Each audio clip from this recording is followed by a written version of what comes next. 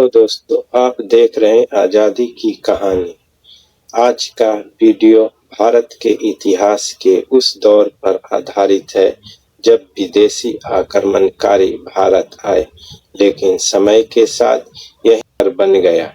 इस वीडियो में हम समझेंगे गुलामी की शुरुआत कैसे हुई, विदेशी शासक कैसे देशी हो गए और भारत की संस्कृति कैसे बदलती चली गई। 10वीं सदी के बाद भारत पर उत्तर पश्चिम और मध्य एशिया से लगातार आक्रमण होने लगे। इन आक्रमणकारियों में खासकर अफगानिस्तान और तुर्की से आने वाले शासक शामिल थे। शुरुआत में इनका उद्देश्य सिर्फ लूटपाट करना था। वे भारत आते, युद्ध करते, धन लूटते और लूटा हुआ माल पशुओं पर लाद कर अपने देश वापस चले जाते थे। लेकिन समय बदला। कुछ ऐसे शासक भी आए जो युद्ध जीतने के बाद भारत को ही अपना घर बना बैठे।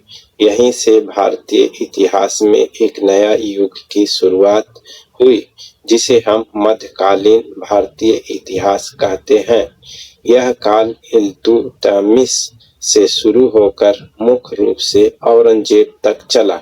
इस दौर की सबसे बड़ी खासियत यह थी कि दो अलग अलग धर्मों के लोग एक दूसरे के संपर्क में आए, हिंदू धर्म और मुस्लिम धर्म। इस धर्म का असर दोनों धर्मों पर पड़ा। दोनों ने एक दूसरे से बहुत कुछ सीखा।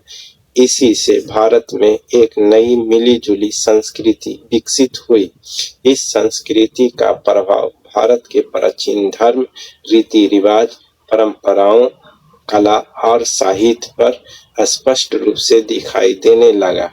यह कहना गलत नहीं होगा कि इस समन्वय ने भारतीय संस्कृति को और आर्थिक समृद्धि बनाए।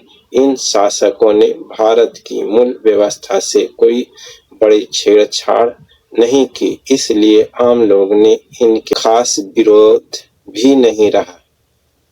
तो दोस्तों, यही थी गुलामी की शुरुआत की कहानी, जहां विदेशी शासक धीरे धीरे देशी बनते चले गए और भारत का इतिहास एक नए रूप में सामने आया।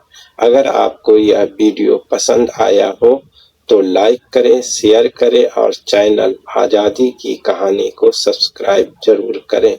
पूरी सच्ची कहानियां के लिए हमारे साथ बने रहें। धन्यवाद।